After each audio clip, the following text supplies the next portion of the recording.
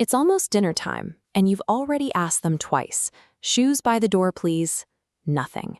Your child is deeply engrossed in a tower of blocks on the rug, like you never spoke at all. You ask again, a little louder. Still nothing. So you ask a third time, and maybe a fourth, until eventually your voice cracks sharp. Only then do they look up and actually move. It raises a haunting question. Why does the calm, polite request yield zero results while the sudden shout does everything? It is easy to assume your child is being defiant or that they only respect volume. However, when we look at the brain's response to repetition, it suggests something much more mechanical is at play. This behavioral loop shows the cycle in action. Asking 4 times before enforcing a rule trains their brain to categorize early requests as background noise. They aren't maliciously ignoring you. They wait for the shout because that volume is the only real signal to act.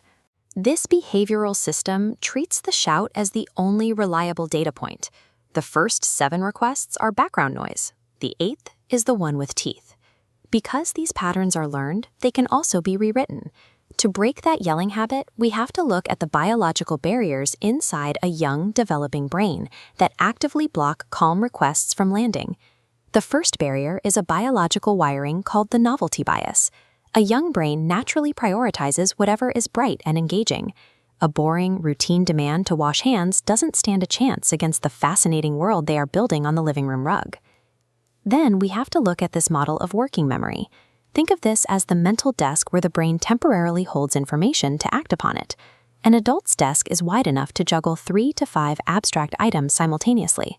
But a toddler's desk is incredibly tiny. They can reliably balance 1, maybe 2 pieces of information at a time. So when you call out, "Go upstairs, brush your teeth, and grab your book," you are dropping a massive stack of papers onto a desk that can't support it. The information physically drops out of their active cognition before they can execute it.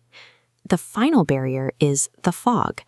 When we use vague language, wrap requests and complaints, or ask rhetorical questions like, "Can you maybe start thinking about cleaning up soon?" we give their brain 0 concrete targets to grab onto.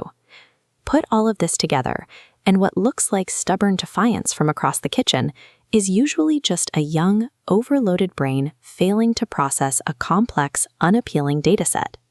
Bypassing these cognitive roadblocks without raising your voice requires a specific physical intervention.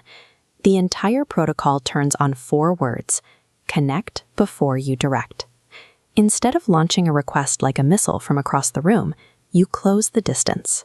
You walk over, get down to their eye level, and physically enter their space to override that novelty bias. Once you're there, make a tiny bridge. Offer one brief, validating comment about their current focus, like noticing how tall their tower is. This successfully pulls their active attention gently onto you.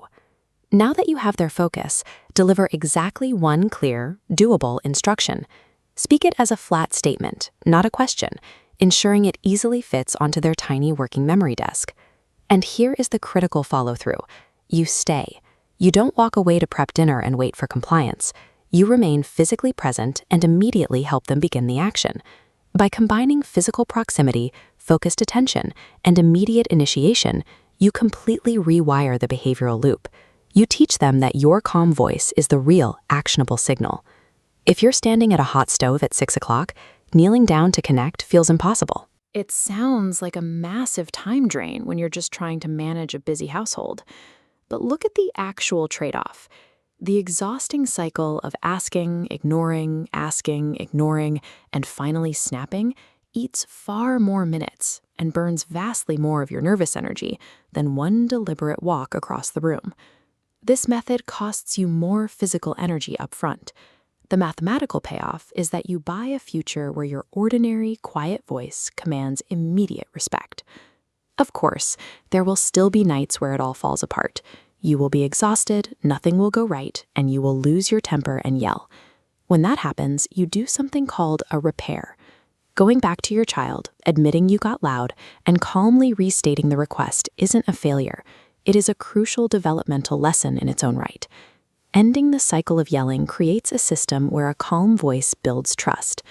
It ensures that even when things fall apart, the connection remains the priority.